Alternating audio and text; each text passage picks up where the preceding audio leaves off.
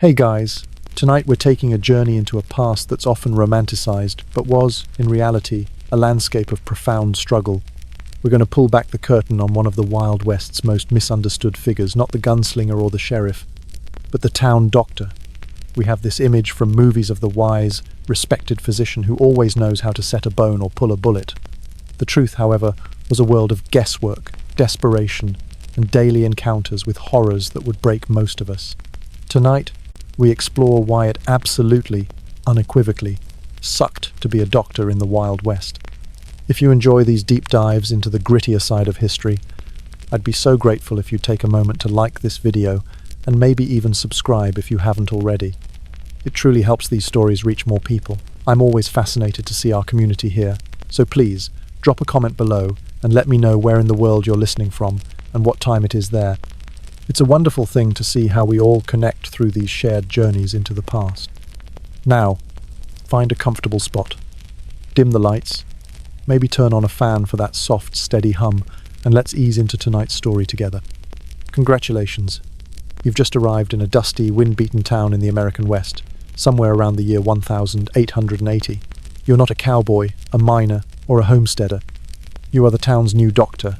You've hung a simple wooden shingle outside a small clapboard building that says simply, physician, surgeon. You feel a flicker of pride, a sense of purpose. You're here to heal, to bring the light of modern science to the frontier. That feeling will last approximately one day.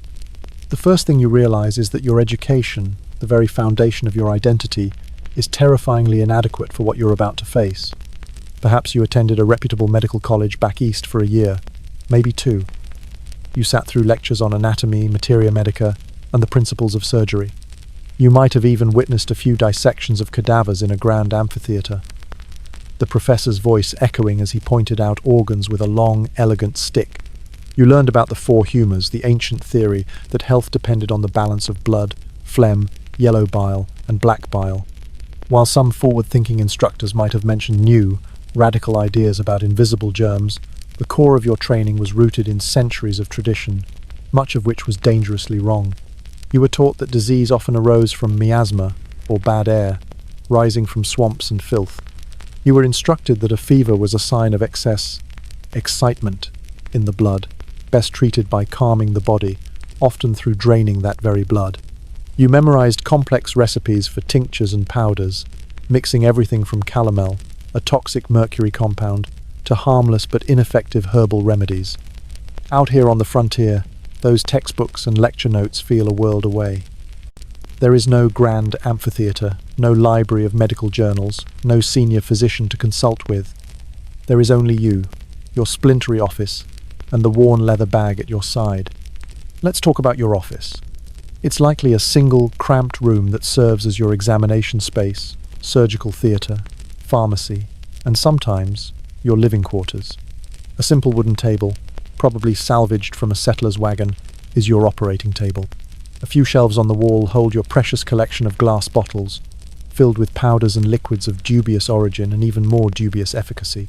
There's a basin and a pitcher for water, which you haul yourself from the town's communal well, the same well used for drinking, washing, and watering livestock. The concept of sterilization is a foreign one. You might wipe your instruments on a rag before a procedure, or perhaps dip them in hot water if you're feeling particularly diligent. But the invisible world of bacteria is a complete mystery to you. The room smells. It's a permanent, cloying mixture of stale sweat, dust, the bitter tang of carbolic acid, if you're progressive enough to use it as a disinfectant, and the faint, sweet, metallic scent of old blood that has seeped into the wooden floorboards and will never truly wash away. Flies buzz lazily in the heat, landing indiscriminately on your tools, your patient, and the half-eaten plate of beans on your desk. This is your sanctuary of healing. Now, let's open your medical bag. It's the symbol of your profession, the object that separates you from the charlatans and snake oil salesmen, though sometimes you wonder if there's much of a difference. You unbuckle the worn leather straps. Inside, nestled in velvet or simple cloth lining, are the tools of your trade. First, the knives. You have an assortment of scalpels and bistouries, their steel blades honed to a sharp edge, but their handles are often made of ivory or wood materials that are impossible to truly sterilize. They absorb blood and tissue, becoming tiny reservoirs of infection. Next to them is the amputating saw. It's a fearsome-looking instrument, more like something a butcher would use. Its fine teeth are designed to cut through bone, and you know you'll be using it, probably often. The sound it makes, that high-pitched, grating screech as it bites into human bone, is a sound that will follow you into your dreams. There are probes for exploring wounds, forceps for pulling bullets or shattered bone fragments, and a tenaculum, a sharp hook used to pull out arteries so you can tie them off. You have suture needles, large and curved, and suture material made from silk, horsehair, or even catgut. You thread them yourself, holding them up to the light of a single kerosene lamp. You also have a formidable collection of dental tools. The dreaded turnkey is the star of this collection. It's a horrifying metal claw designed to clamp onto a rotten tooth and rip it out of the jaw, often taking a chunk of bone with it. There's no anesthetic for this procedure beyond a stiff shot of whiskey and a prayer. The screams of your dental patients will become a familiar soundtrack to your afternoons. And then there are your medicines, your pharmacopoeia of hope and poison. The most important bottle contains laudanum, a tincture of opium dissolved in alcohol. It is your miracle drug, your ultimate weapon against the frontier's most relentless enemy, pain. You dispense it for everything: childbirth, gunshot wounds, coughs, toothaches, headaches, anxiety, and simple sadness. It is a powerful painkiller, but it is also fiercely addictive, and you see its effects all around you. The hollow-eyed housewife who needs it to get through the day, the veteran whose war wounds still ache, the miner who uses it to forget the darkness of the shaft. Sometimes on the longest, hardest nights, you take a few drops yourself, just to quiet the screaming in your own head. You have quinine for the malarial fevers that sweep through settlements near stagnant water. You have digitalis for heart conditions, though you administer it by guesswork, knowing that a little too much can be fatal. And you have your purgatives and emetics, drugs designed to induce vomiting and diarrhea. Based on humoral theory, you believe that purging the body of its contents can restore balance. You prescribe calomel and halap to force the bowels to empty, and tartar emetic to make a patient vomit until they are weak and trembling. You do this with the best of intentions, believing you are cleansing the body of disease, when in reality you are often dehydrating and weakening an already sick person. You are a man of science, or so you believe, but your science is a flickering candle in a hurricane of disease, trauma, and filth. As you sit in your dusty office, the weight of what you don't know is heavier than any medical bag. You are the only person for 100 miles with any medical training. The settlers, the miners, the cowboys, the prostitutes, the children, they will all come to you, their eyes filled with a desperate, trusting hope. They believe you can perform miracles. And you, in the quiet, terrified corners of your heart, know that you are little more than a well-intentioned guesser, armed with a bottle of poison and a rusty saw. Your day is about to begin. It will be long, it will be bloody, and you will be lucky if you do more good than harm. You've organized your office, taken stock of your limited medicines, and perhaps said a quiet prayer for guidance. Now, the door creaks open. It's time to meet your patients. They are a relentless parade of human suffering, each one a new and terrifying puzzle you are expected to solve with a confidence you absolutely do not feel. First, let's consider the diseases. In a world without sanitation, antibiotics, or vaccines, you are not just a doctor. You are a frontline soldier in a war against an invisible, merciless enemy. The very environment is your antagonist. The water, drawn from shallow wells or slow-moving creeks, is a breeding ground for cholera and typhoid. An outbreak can sweep through town like a phantom, turning a bustling settlement into a ghost town in a matter of weeks. You watch helplessly as entire families succumb, one by one, to violent diarrhea and vomiting, their bodies withering from dehydration. You prescribe laudanum to slow the bowels and perhaps some calomel to purge the poison, but you know in your heart it's useless. You are simply managing death, making it slightly less agonizing. The stench of sickness and fear hangs over the town, a miasma you can taste, and you find yourself scrubbing your hands raw, not from any knowledge of germs, but from a primal, superstitious need to wash the stink of death away. Then there is tuberculosis, the consumption. It is everywhere. You see it in the pale, gaunt faces of young women and the racking, bloody cough of hardened miners. The dry, dusty air of the West was once thought to be a cure, but you see the lie in that every day. It is a slow, creeping death that hollows people out from the inside. You can offer no cure. You might prescribe rest, fresh air if it can be found, and perhaps a tonic of cod liver, oil, or iron, but you are merely treating the symptoms. You watch as the light in their eyes fades over months, as they waste away, and you feel a profound sense of failure. Children are your most heartbreaking patients. They arrive in their mother's arms, burning with the fevers of scarlet fever, their throats closing from diphtheria, their small bodies covered in the pustules of smallpox. The great vaccination campaigns have not yet reached this remote corner of the world. You witness the terror of a mother watching her child struggle for breath, the small chest heaving, a rattling sound you will never forget. You might perform a desperate bloody tracheotomy with an unsterilized knife on a kitchen table, trying to open an airway. But the child often dies anyway, from the procedure, the infection, or the disease itself. You carry the weight of every lost child, their small, trusting faces haunting your sleep. Beyond the epidemic diseases, there are the everyday ailments born of hardship. Malnutrition is rampant. The monotonous diet of beans, bacon, and hardtack leaves settlers suffering from scurvy, their gums bleeding, their teeth loosening, old wounds reopening. You advise them to eat wild berries or greens if they can find them, but such things are rare luxuries. You see rickets in children, their bones soft and bowed from a lack of sunlight and proper nutrition. You see infections of all kinds. A simple cut from a rusty nail, a splinter from chopping wood, a scratch from a barn cat, any of these can become a life-threatening crisis. Without antibiotics, an infection can lead to cellulitis, the flesh turning red, swollen and hot. It can lead to gangrene, the tissue turning black and putrid, the smell of rot clinging to the patient. Your only real tool against this is the knife. You lance abscesses, draining them of pus, and if the infection spreads too far up a limb, you know you have to make the terrible choice, amputation or death. The injuries are as brutal as the diseases. The Wild West is a world of physical danger. A farmer is brought to you, his arm mangled and crushed in a piece of new, unforgiving machinery. A miner is carried from the depths of the earth, his lungs filled with dust, his body broken from a cave-in. A child is kicked in the head by a mule, their skull fractured. A woman is horribly burned when her long dress catches fire on the open hearth of her cabin. And then there are the gunshots. The romanticized duels of dime novels are a fiction. The reality you face is messy, ugly, and often pathetic. A drunken argument in a saloon over a card game. A stray bullet from a careless hunter. A robbery gone wrong. A cowboy is dragged into your office, blood soaking his shirt, a hole in his gut. You know, with a sinking heart, that a wound to the abdomen is almost always a death sentence.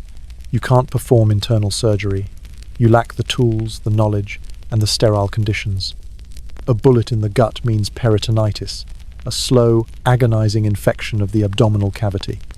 You can probe the wound, try to extract the bullet if it's near the surface, but you know you're likely introducing more infection with your dirty fingers and unsterilized instruments. You give the man a heavy dose of laudanum, clean the entry wound as best you can, and tell his friends to make him comfortable. You are a helpless bystander to his inevitable, painful death. Childbirth is another frontier battleground where you are frequently called to serve. You are often summoned only after things have gone horribly wrong, after the local midwife has exhausted all her folk remedies. You arrive at a dark, crowded cabin, the air thick with fear and the scent of blood. The mother has been in labor for days, exhausted and feverish. The baby might be in a breech position, or the mother's pelvis might be too small. You have no ultrasound, no fetal monitors. You diagnose with your hands, feeling the baby's position through the taut belly. You might have to attempt a version, a dangerous maneuver to turn the baby inside the womb, or you might have to use your obstetrical forceps, clamping the cold, hard metal onto the baby's head to pull it free.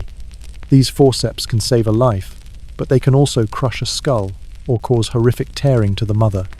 If the baby is already dead, you may have to perform a craniotomy, crushing the skull to make the delivery possible and save the mother's life.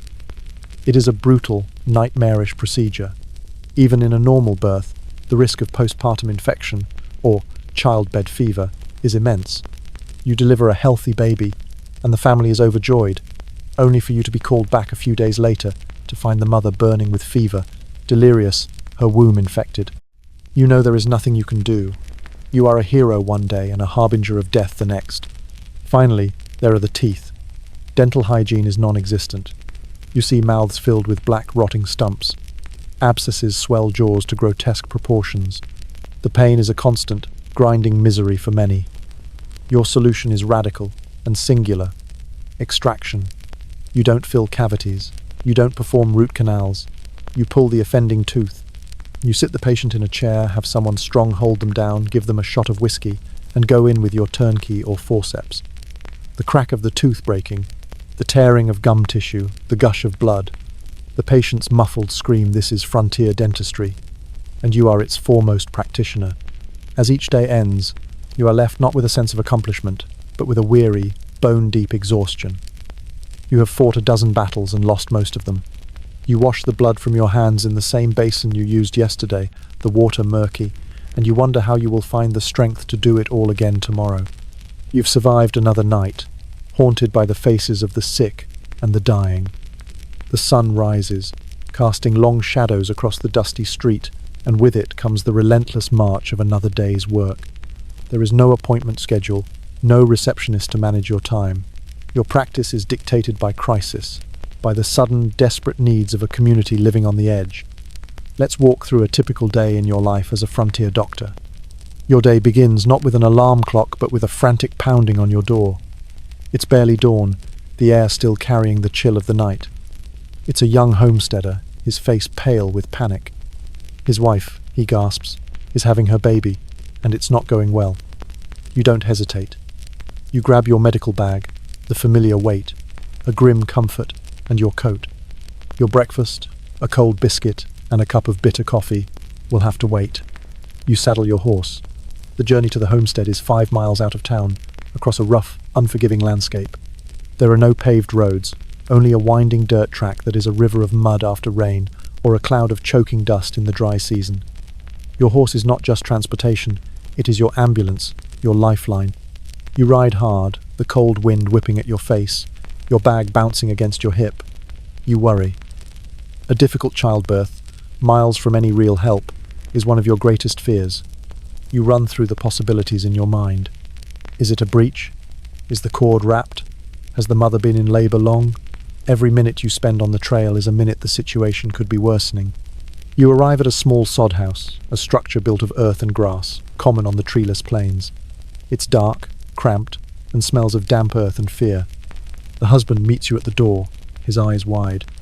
Inside, the woman is on a simple straw-filled bed, her face beaded with sweat, her moans low and exhausted.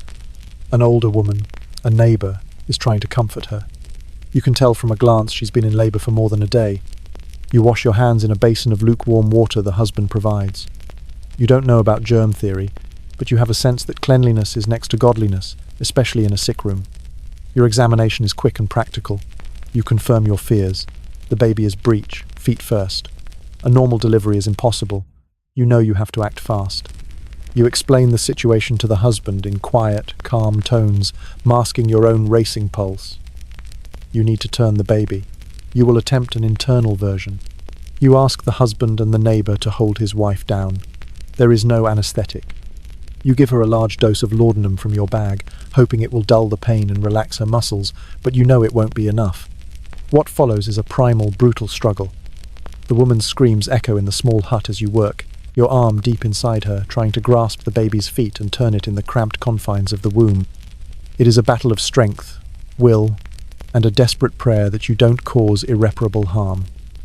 After what feels like an eternity, a blur of sweat, blood, and pain, you succeed.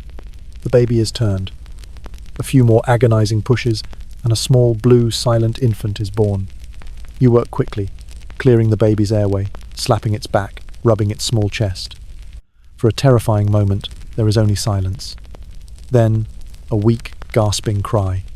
Relief washes over you so intensely, your knees feel weak. You have saved them, both of them.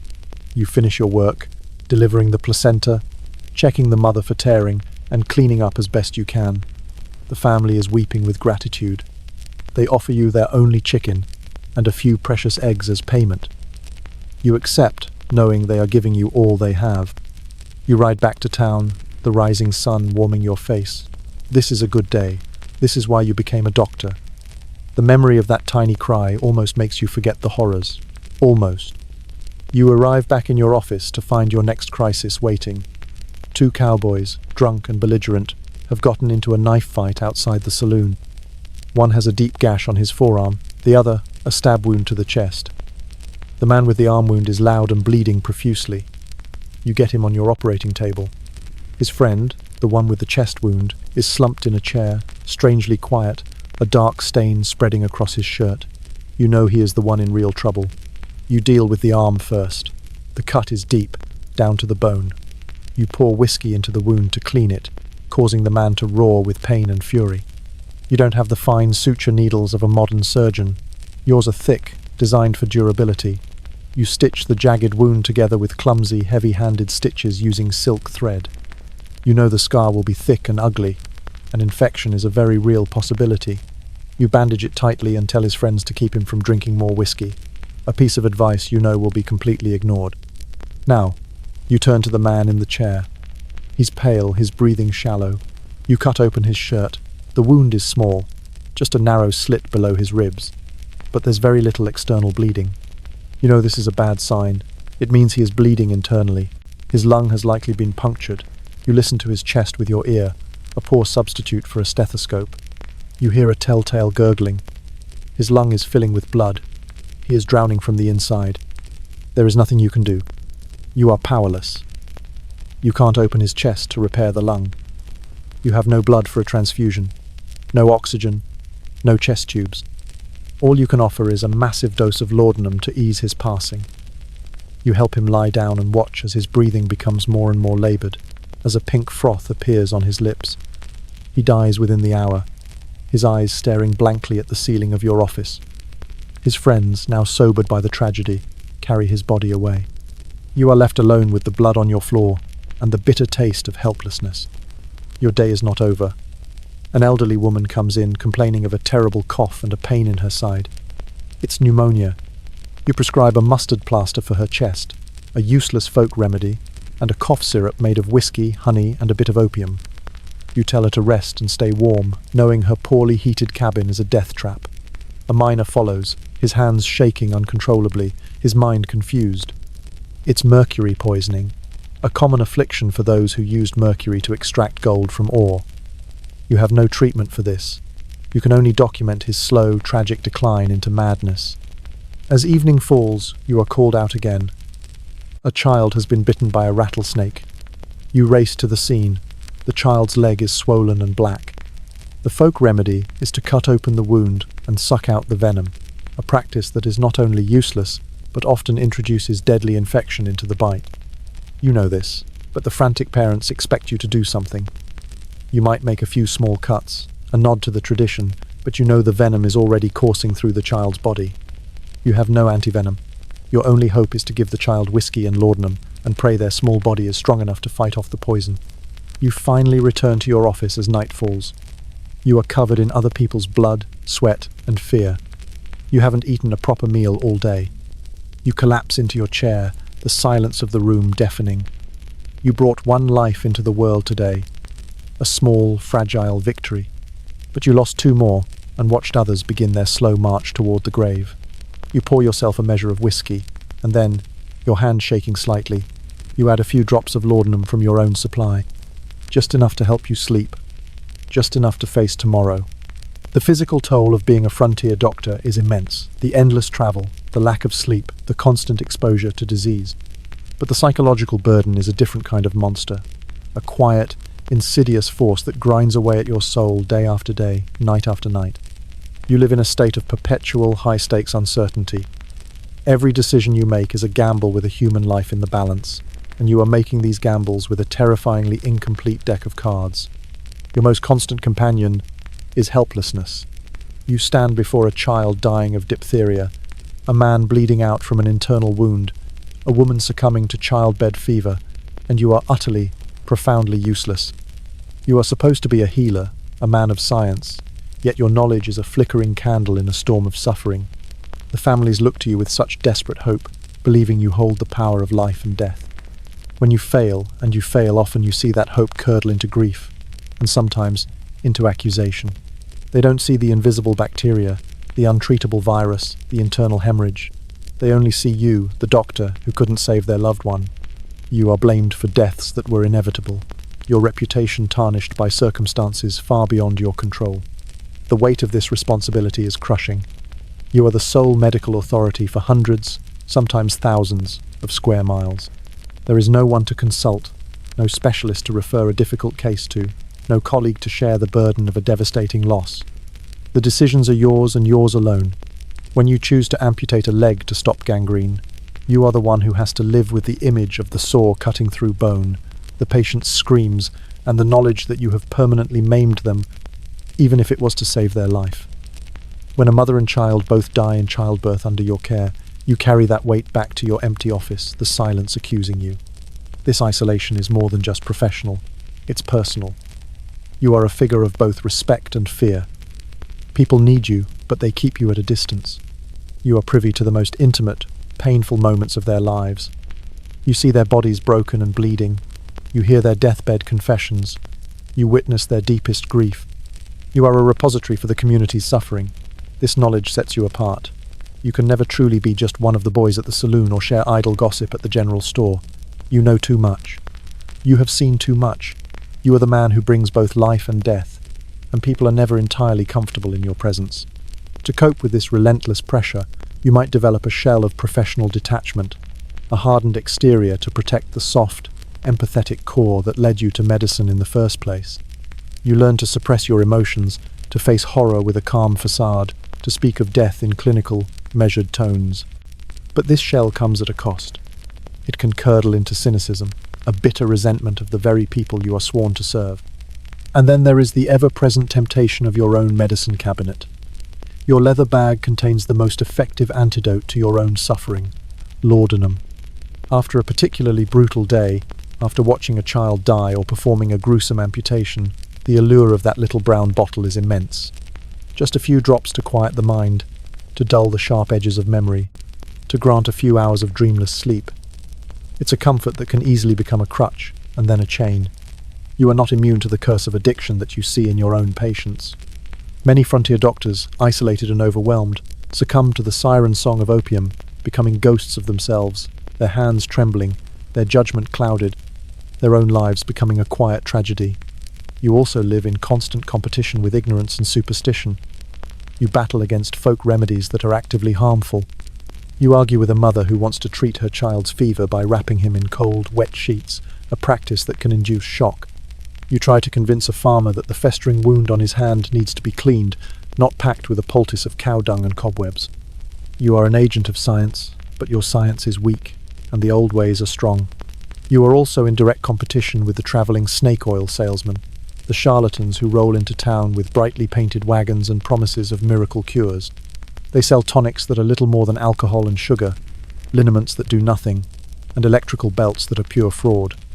They prey on the desperation of the sick, offering simple, painless solutions to complex problems.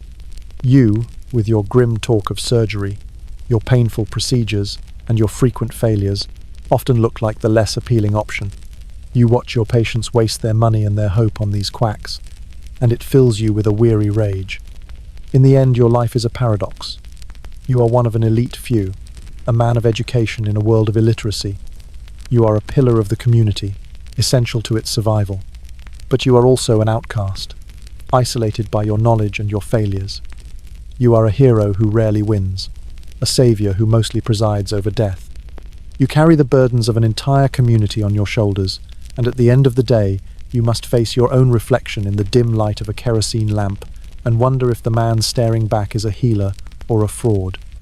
You are a doctor, but before that, you are a traveller.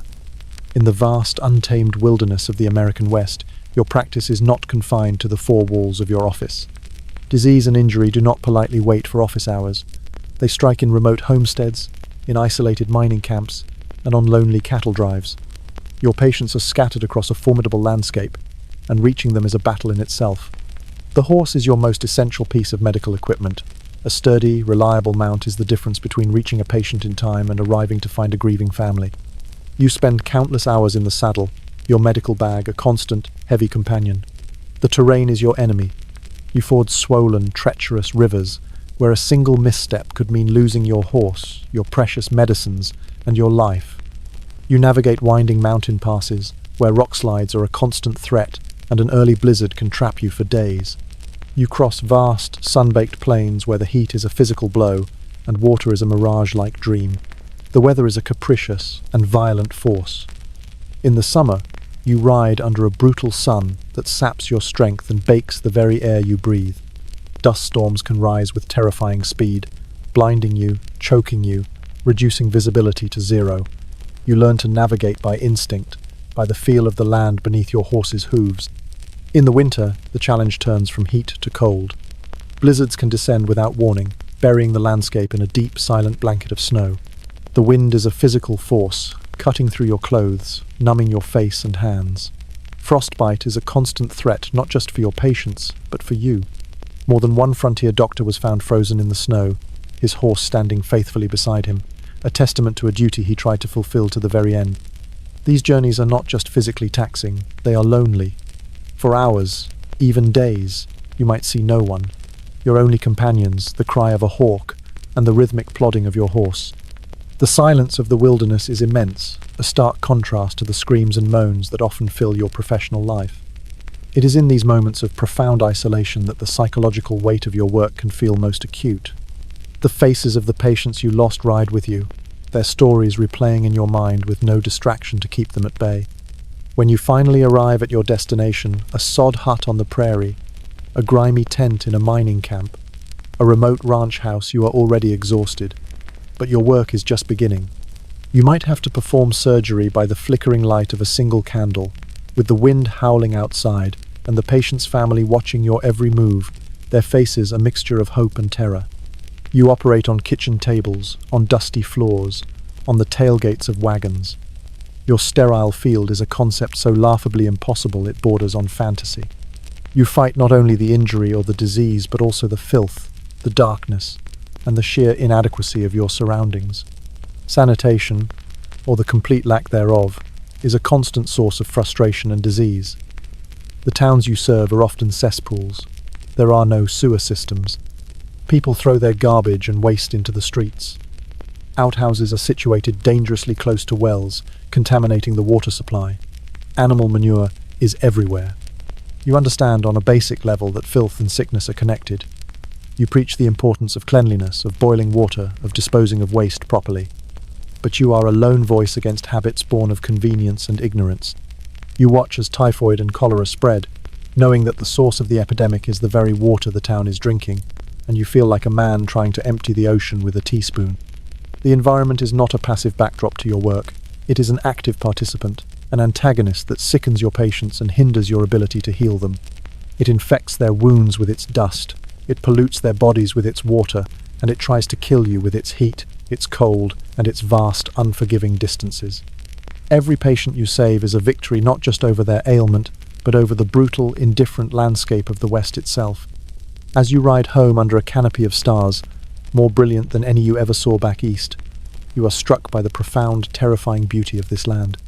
It is a place of immense promise and immense peril, a place that gives life, and takes it away with equal, breathtaking indifference. And you, the doctor, are caught in the middle of it all, a tiny, determined figure trying to tip the balance, however slightly, toward life. In the lonely and desperate world of frontier medicine, every case is a challenge, but some stay with you, etching themselves into your memory with the sharp edge of a surgical knife. They become the ghost stories you tell yourself in the dead of night, the cautionary tales that define your limitations and, on rare occasions, your triumphs. Let us imagine a few. The gunshot. A young cowboy, no older than 19, is carried into your office from the saloon. He's been shot in the stomach during a drunken brawl over a woman's honor, a story as old and tragic as the hills. He is pale, his skin clammy, but he is conscious, his eyes wide with a boyish fear that belies the bravado of his profession. Your heart sinks. A gut shot. You know the prognosis.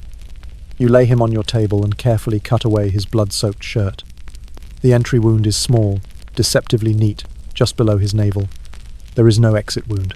The bullet is still inside him, and it has torn a path through a labyrinth of vital organs. You cannot perform abdominal surgery. To open him up in these conditions would be to kill him with infection. The prevailing medical wisdom of the day: even in the finest hospitals back east, gives him almost no chance. All you can do is try to manage the inevitable. You clean the external wound with carbolic acid diluted in water, a practice you've read about in a medical journal from England. It stings, and the boy flinches. The real battle is against pain and infection. You give him a heavy dose of morphine, a more refined opium derivative you keep for the most severe cases. You watch as his pained breathing eases, as his eyes glaze over. His friends, fellow cowboys who carried him in, stand by helplessly, their faces grim. They ask you, "Will he make it, Doc?" What do you say? Do you offer them a false hope that will be shattered in a few days? Or do you give them the grim, unvarnished truth? You choose a middle path.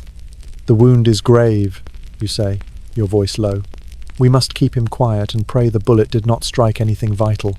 It is a lie. You know it struck everything vital. Over the next few days, you watch the predictable, horrifying progression. The boy develops a fever. His abdomen becomes rigid and swollen. This is peritonitis. The contents of his perforated bowels are leaking into his abdominal cavity, causing a massive, agonizing infection. He becomes delirious, muttering names you don't recognize.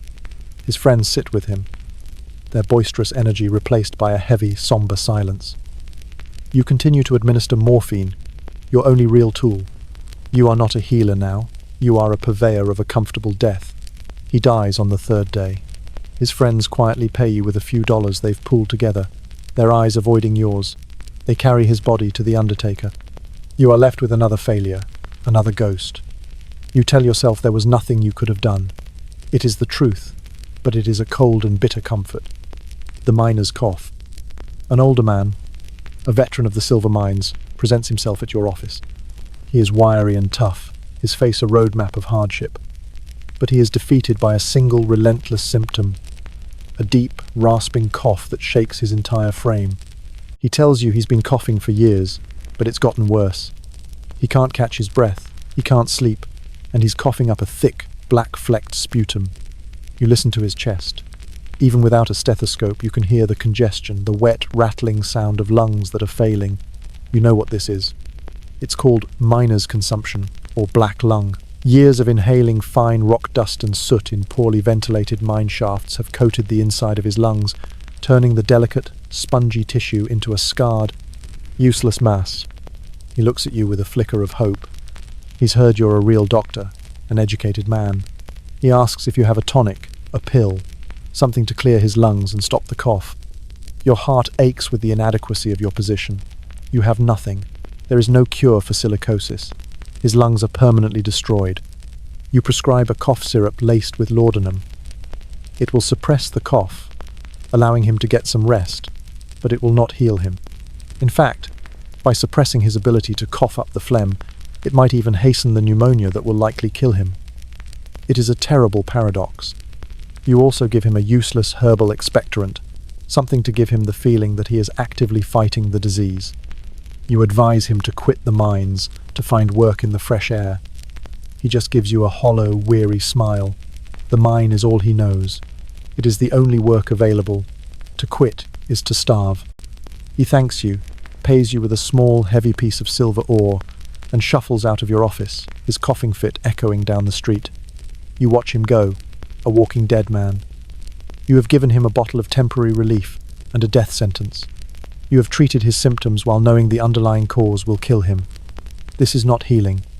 This is managing a slow-motion tragedy, one patient at a time. The homesteader's child. A frantic mother brings you her 4-year-old daughter.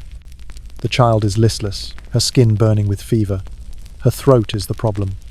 The mother tells you she complained of a sore throat yesterday, and now she can barely swallow, and her breathing is labored and high-pitched, a sound you recognize as stridor.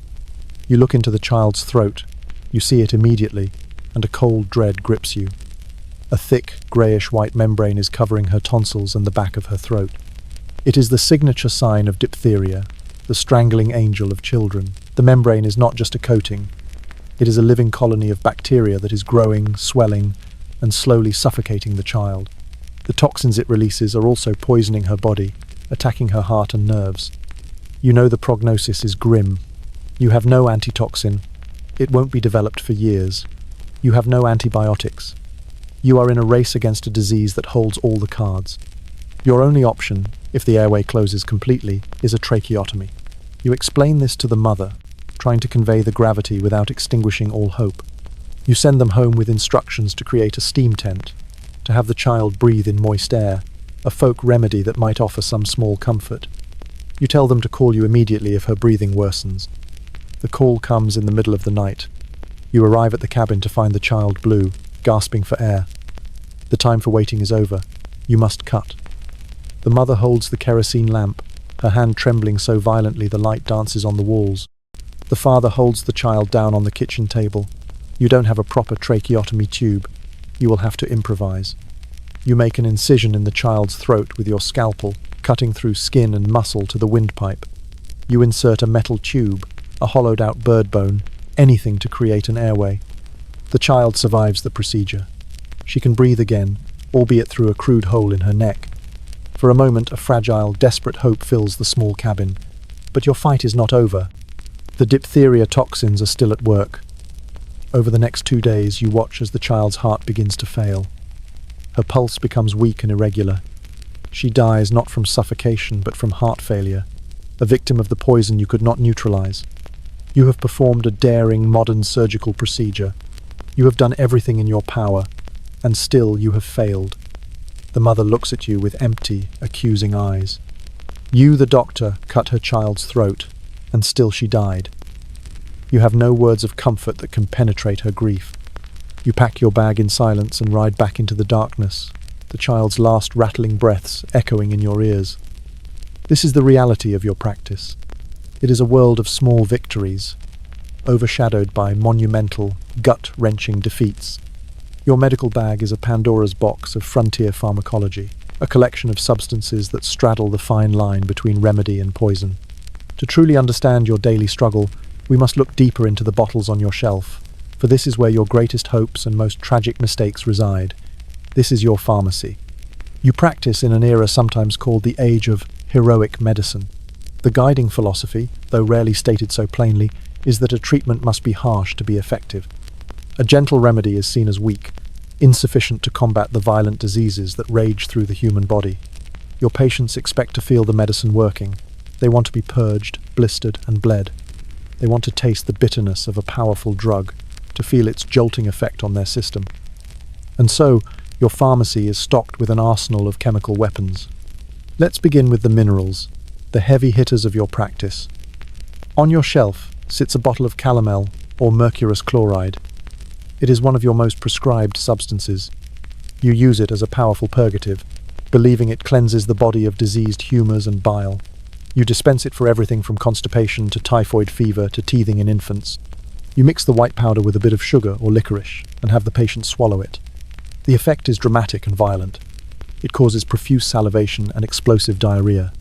Your patients see this as a sign that the medicine is working, that the disease is being expelled. You, the doctor, see it as a necessary, heroic intervention. What you don't fully understand is that you are administering a potent mercury poison. The profuse salivation is a classic sign of mercury toxicity. The calomel attacks the lining of the gut, causing the very symptoms you believe are a sign of healing. With prolonged use, it leads to blackened gums, loosened teeth, tremors, and neurological damage. You are, with the best of intentions, slowly poisoning your patients. You see these symptoms in your regular patients, the chronic invalids, the people with lingering illnesses, but you attribute them to their underlying disease, never suspecting your own cure is the culprit. Next to the calomel is a bottle of tartar emetic, another favorite tool of heroic medicine. This compound, containing antimony, is a violent emetic. It induces projectile vomiting so severe it can leave a patient weak and prostrate for hours. You use it to treat fevers and lung congestion, believing you are clearing the body of phlegm and toxins. A patient is brought to you, burning with fever. You administer the tartar emetic, and they vomit until they are pale and drenched in sweat. Their fever may temporarily break due to dehydration and shock, and you might consider this a success. But you have also dangerously depleted their body of fluids and electrolytes, weakening their ability to fight the actual infection. Then there are the outright poisons you use in tiny, carefully measured doses. A small bottle contains Fowler's solution, a tincture of arsenic. You prescribe it as a tonic, a treatment for skin conditions, and even for malaria. You believe that in small amounts it stimulates the body's vital forces. Another bottle holds strychnine, a powerful nerve toxin. You use it in minuscule doses as a stimulant for patients suffering from paralysis or weakness. You know that a little too much can cause horrific convulsive seizures, the body arching in a rigid, painful spasm. Every time you dispense it, you are walking a razor's edge. Your knowledge of dosage is based on tradition and rudimentary texts. The concept of a therapeutic window is unknown to you. You measure with scoops, pinches, and drops, a terrifyingly imprecise science. An adult man might get a certain dose, a woman a slightly smaller one, a child smaller still. But you have no way of knowing how an individual's body will react. What is a stimulant for one person could be a fatal poison for another. Beyond the minerals, you have a collection of plant-based medicines, your materia medica. This is where your practice intersects with centuries of folk wisdom. Some of these are genuinely effective. You have a jar of dried willow bark. You know that chewing it or brewing it into a tea can reduce fever and ease pain. You don't know that it contains salicin, the natural precursor to aspirin, but you know that it works. You have foxglove leaves, from which you make digitalis. You've learned it can slow a racing heart and ease the swelling of dropsy, congestive heart failure, but it is famously difficult to dose. Too little has no effect. Too much is a deadly poison. You rely on the patient's reaction, nausea, vomiting, a yellow tinge in their vision to know you've reached a therapeutic or toxic level. You also have a vast collection of useless but mostly harmless botanicals. You dispense chamomile for nerves, horehound for coughs, and sarsaparilla as a blood purifier. These remedies are part of the theatre of medicine. They make the patient feel cared for, that something is being done. You have learned that sometimes the most powerful medicine you can offer is hope, even if it comes in the form of a bitter, ineffective tea. The act of creating these medicines is a ritual in itself. You are not just a doctor, you are a compound pharmacist. You sit at your desk with a brass mortar and pestle, grinding dried herbs and mineral crystals into fine powders. The rhythmic thump and scrape of the pestle is a familiar sound in your office. You use small, precise scales to weigh out your ingredients, your brow furrowed in concentration. You roll pills by hand, mixing the medicinal powders with a sticky paste of flour and water or licorice, then dusting them with powder to keep them from sticking together. You brew tinctures, steeping herbs in alcohol for weeks, the sunlight filtering through the colored glass of the bottles, creating a jewel-like effect on your shelves. This hands-on process connects you intimately with your medicines. You know their smell, their texture, their taste. But this intimacy does not equate to a true understanding of their effects. You are following recipes passed down through generations, a form of alchemy that is part science, part superstition, and part blind faith. You put your trust in the authority of old texts and the observable, though often misinterpreted, reactions of your patients' bodies. And as you work, grinding your powders and mixing your potions, you are acutely aware of the stories these drugs tell. The laudanum represents a quiet desperation, a need for escape from a life of unrelenting pain. The calomel represents your own fierce, aggressive desire to conquer disease, even if the treatment is as brutal as the illness. The willow bark represents a gentler, older wisdom, a connection to the healing power of the natural world. Your pharmacy is not just a collection of chemicals. It is a reflection of the fears, hopes, and violent contradictions of the world you inhabit. Every bottle on your shelf is a gamble, a prayer, a potential miracle, or a tragic mistake waiting to happen. And you are the one who must choose which bottle to open. In the rugged economy of the American West, cash is a rare and fleeting commodity. Your shingle may say, physician, surgeon, but it might as well say, will work for chickens. The business of being a frontier doctor has little to do with the tidy ledgers and set fees of your counterparts back east. Your practice runs on a complex, chaotic, and often frustrating system of barter, credit, and community obligation. When a patient walks out of your office, they rarely leave a silver dollar on your desk. Instead, they leave a promise. You keep a large, dog-eared ledger, its pages filled with your cramped handwriting, a testament to the town's collective debt. You record your services. Delivered baby for the Miller family. Set arm for young Thomas. Pulled tooth for saloon swamper. Next to the entry, you might pencil in a monetary value, perhaps 50 cents for an office visit, $5 for setting a bone, 10 or 15 for a childbirth. But these numbers are largely fictional, placeholders in an economy that runs on goods and services. Payment arrives in unpredictable, sometimes comical forms. The Miller family, grateful for their healthy new baby, might show up a week later with a scrawny but live chicken and a sack of potatoes. You accept with a gracious nod, knowing this will be your dinner for the next few days. Young Thomas's father might offer to spend a day mending the leaky roof of your office. The saloon swamper might pay you with a bottle of questionable whiskey, which you might use for antiseptic, or, on a particularly bad day, for yourself. Your life becomes a constant negotiation. You trade your medical skills for firewood, for fresh milk, for the shoeing of your horse, for a new shirt sewn by a patient's wife. You are a doctor, but you are also a reluctant horse trader, a part-time grocer, and a connoisseur of cured meats of varying quality. This system, while necessary, is deeply inefficient. You can't pay for new medical supplies from a mail-order catalogue with a dozen eggs. You can't purchase a new book or a finer set of surgical instruments with a side of bacon. You are often cash poor, living hand-to-mouth despite being one of the most essential members of the community. You also extend a great deal of credit, knowing that many families can only pay you after the harvest or after a successful cattle drive. You become a reluctant banker, your ledger, a record of the community's hopes and financial anxieties. You know that some debts will never be paid. A family's crops might fail, a miner's claim might prove worthless, a cowboy might drift on to the next town. You learn to accept these losses as part of the cost of doing business, part of your unspoken contract with the community. This financial precarity is complicated by your moral obligation. You are bound by your oath and your conscience to treat everyone, regardless of their ability to pay. When a destitute family brings you a sick child, you don't ask for payment. You offer your services freely, knowing your only reward will be the family's gratitude or their grief. You treat the town's prostitutes, often for venereal diseases, knowing they have little money and are social outcasts. You patch up vagrants and drifters who are just passing through. This commitment to healing the poor and the marginalized earns you respect, but it doesn't fill your stomach or pay for the expensive quinine you need to order. Then there is the competition. You are not the only person in town offering cures. Periodically, a brightly painted wagon will roll into town, pulled by a team of fine horses. On the side, in bold, garish letters, is a name: Professor Phileas Phantasm's Miracle Elixir, or Dr. Abernathy's Golden Indian Root Tonic. This is the snake oil salesman. He is everything you are not. He is a charismatic showman, a master of rhetoric and performance. He sets up a stage in the middle of town and draws a crowd with a banjo player and a few cheap magic tricks.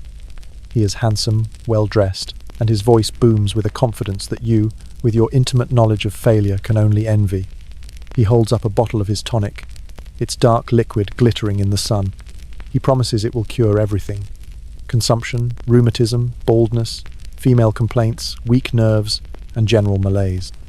His speech is a masterful blend of pseudo-scientific jargon, sentimental appeals, and bold-faced lies. He tells stories of miraculous cures, perhaps even bringing a shill from the crowd to testify to the elixir's power. You watch from the edge of the crowd, your heart filled with a mixture of contempt and despair. You know his tonic is a fraud, likely a mixture of cheap alcohol, molasses, and a few harmless herbs. It will do nothing but make the patient drunk for a few hours. But the people are captivated. They are tired of suffering, tired of your grim prognoses and painful, often useless treatments. They want a miracle, and this man is selling one for $1 a bottle. You see your own patients in the crowd, people you have treated for chronic conditions. Their faces alight with a desperate, foolish hope. They hand over their precious money they told you they didn't have to pay for your services, and walk away clutching a bottle of lies.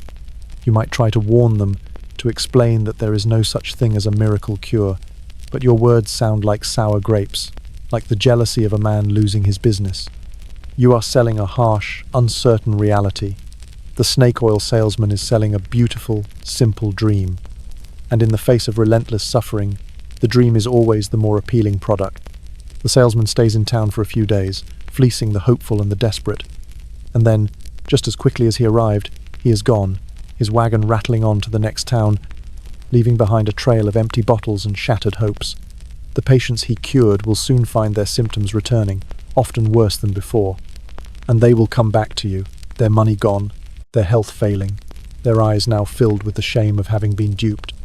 And you, the doctor, will take them back, without judgment, without an "I told you so."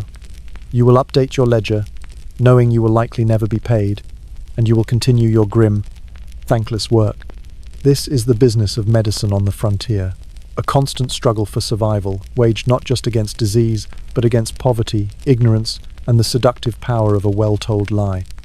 You are a man of science, an educated physician in a world largely governed by superstition and tradition. But you are not the only healer in town. Long before you arrived with your leather bag and your Latin phrases, there was another practitioner, one whose knowledge was not learned in a lecture hall but was passed down through generations of women. She is the local midwife, the granny woman, and she is your greatest rival, your most frequent critic, and, on occasion, your most unlikely ally. She is likely an older woman, widowed, with hands that are gnarled from a lifetime of hard work but are surprisingly gentle and sure. She has delivered hundreds of babies in this region. She knows the women of the community intimately, their bodies, their families, their fears. Her medicine is a tapestry woven from folk wisdom, herbal remedies, and practical hard-won experience. She has a vast knowledge of the local plants, knowing which herbs can ease labor pains, which can stop hemorrhaging, and which can increase a mother's milk. She offers comfort and reassurance, her calm, steady presence, a powerful medicine in itself. Your relationship with her is fraught with tension. In your eyes, she is uneducated, superstitious, and dangerous. You scoff at her remedies, her use of poultices and prayer. You see her reliance on tradition as a barrier to the progress of modern medicine. When you are called to a birth that has gone wrong, it is often after she has been there for hours, her own methods having failed. You arrive feeling a sense of superiority, the man of science come to clean up the mess of folk ignorance. To her, you are the intruder. You are a young, arrogant man who smells of chemicals and brings cold, frightening metal instruments into the sacred space of childbirth. She sees your methods as brutal, invasive, and disrespectful to the natural process. She has seen women die from infections after being treated by doctors like you, and she trusts her own clean hands and herbal washes more than your mysterious theories. She resents your attempts to usurp her role, a role that has been held by women in her family for centuries. The community is divided. Some of the younger women, influenced by the idea of progress, might call for you first. But most of the women, especially those in more remote homesteads, trust the midwife. They have a shared language, a shared understanding of the female experience that you, as a man, can never fully access. And yet, there are times when you are forced to work together. Imagine you are called to a birth far out on the plains. You arrive to find the midwife already there. The baby is stuck, a shoulder presentation, one of the most dangerous complications. The midwife has tried everything she knows. Her face is grim. She knows the mother is in mortal danger.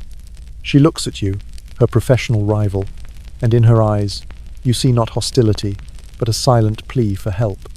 In that small, candle-lit cabin, the lines between modern medicine and folk wisdom begin to blur. You need her. You need her knowledge of the mother's body, her ability to calm the terrified woman. She needs you. She needs your physical strength to attempt a difficult maneuver, your forceps to guide the baby out if necessary. You work together, your different skills complementing each other. You direct, using your anatomical knowledge, while she assists, her experienced hands providing support you didn't know you needed. It is a tense, unspoken collaboration. If you succeed, the victory is shared. The relief in the room is a powerful bond that momentarily erases your rivalry. If you fail, the grief is also shared, a heavy blanket that smothers you both. In these moments, you realize that you are both fighting the same enemies: death, pain, and ignorance. Your methods may be different, but your goal is the same. Beyond the midwife, you rely heavily on the unsung nurses of the frontier, the mothers, wives, sisters, and daughters. When you leave a patient's bedside, your work is only half done. The patient's recovery depends almost entirely on the quality of the care they receive from their family. You can set a broken bone, but it is a patient's wife who must keep him clean, fed, and still for weeks on end. You can stitch a wound, but it is his mother who must watch for the red streaks of infection and change the dressings. You give them instructions, explaining the importance of cleanliness, of fresh air, of proper nutrition, but you are asking them to perform nursing duties in the most challenging of circumstances. They are trying to care for a sick family member in a cramped, often filthy, one-room cabin, while also cooking, cleaning, tending to other children, and managing the endless work of a farm or homestead. Their resilience and dedication are a constant source of awe for you. They are the true caregivers, the silent partners in your medical practice. Without their tireless work, your own efforts would be almost entirely futile. You learn that medicine is not just about the doctor, it is a community effort. It is a delicate ecosystem of knowledge, skill, and care. You may be the one with the leather bag and the fancy title, but you are just one part of a much larger story of healing, a story dominated by the quiet, steady, and often unacknowledged strength of women. You live and work on the cusp of a revolution, though you may not fully realize it. The year is 1880, and the world of medicine is beginning to tremble with the force of new ideas. Back east, and across the ocean in the great cities of Europe, men with microscopes are challenging centuries of established doctrine. But out here, on the far edge of civilization, this news arrives as a faint, distorted echo. It comes in month-old newspapers used to wrap packages from a mail-order catalogue, or in letters from colleagues you haven't seen in years. One day, you are reading a tattered copy of a medical journal, and you come across an article by an English surgeon named Joseph Lister. He writes about a radical, almost absurd theory, that the infections that kill so many surgical patients are not caused by bad air or an imbalance of humours, but by invisible germs that live on hands, instruments, and in the air itself. Lister proposes a solution: to use carbolic acid, a foul-smelling industrial chemical, to sterilize instruments, wounds, and even the air in the operating theatre. The article details his astonishing success rates. His patients are surviving surgeries that were once a death sentence. You are skeptical. The idea of invisible creatures causing disease sounds like something from a fairy tale. It contradicts everything you were taught. And yet, the memory of your own patients, dying from festering, gangrenous wounds, haunts you. The logic, however strange, is compelling. What if he is right? You decide to try it. You manage to procure a supply of carbolic acid. It is expensive and difficult to obtain. You begin to use it in your practice, first tentatively, then with growing conviction. Before lancing an abscess, you soak your knife in a diluted solution of the acid. It stings your hands and fills your office with a sharp, unpleasant chemical odor. Your patients complain about the smell.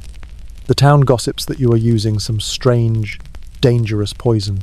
When you suggest spraying a fine mist of carbolic acid in the room during a procedure, people look at you as if you are mad. But then, something remarkable happens. A young boy is brought to you with a compound fracture of the leg, the bone sticking out through the skin. This is an injury that almost always leads to a fatal infection or requires amputation. You clean the wound thoroughly with your carbolic solution, set the bone, and dress it with bandages soaked in the same solution. You are terrified. You expect the usual outcome: fever, pus, the telltale red streaks of sepsis. But the fever never comes. The wound does not fester. It heals, cleanly and completely. The boy keeps his leg. It feels like a miracle. You have followed a set of instructions from a piece of paper written by a man you will never meet, and it has worked. You become a convert, a lonely disciple of the germ theory on the frontier. Your successes are small and incremental, but they are real. You still lose patients to diseases you can't treat, but you begin to win the war against post-surgical infection. The arrival of new ideas about anesthesia presents a similar challenge. You know of ether and chloroform. You know they can render a patient unconscious, eliminating the horrific pain of surgery. But these substances are incredibly dangerous to administer. You have no specialized equipment, no anesthesiologist. You are a one-man show. Administering anesthesia means dripping the volatile liquid onto a cloth cone held over the patient's face, a method known as open drop. You must monitor their breathing, the color of their skin, the response of their pupils, all while performing the surgery itself. You are terrified of giving too much and killing the patient on the table before you've even made the first incision. You have heard stories of this happening. So, you use it sparingly, only for the most extreme procedures, like an amputation. The moment before the surgery is one of the most stressful of your life. You are holding the patient's life in your hands in two different ways, battling both their injury and the poison you are giving them to save them from the pain. When the patient wakes up, groggy and disoriented but alive, the relief you feel is indescribable. These new tools, antiseptics and anesthetics, are powerful, but they also add a new layer of complexity and danger to your already fraught existence. You are a man caught between two worlds. Your mind is being opened to the new science of the late 19th century, but your physical reality is still one of the 18th. You have the knowledge of germs, but you lack the clean water and sterile facilities to truly combat them. You have access to powerful anesthetics, but you lack the trained personnel to use them safely. You are a bridge, a lonely, rickety bridge between an old world of superstition and a new world of science. You fight your battles on two fronts, against the diseases that plague your community and against the ignorance and tradition that resist the very changes that could save lives. Every small victory is a quiet revolution, a hard-won piece of the future dragged kicking and screaming into the present. In a life defined by tending to the health of others, there is one patient you are uniquely and terrifyingly ill-equipped to treat yourself. What happens when the doctor, the sole pillar of medical knowledge in a 100-mile radius, gets sick? What happens when you are the one burning with fever, or the one who lies with a broken bone?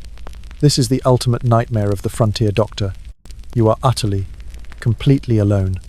There is no colleague to call, no hospital to check into.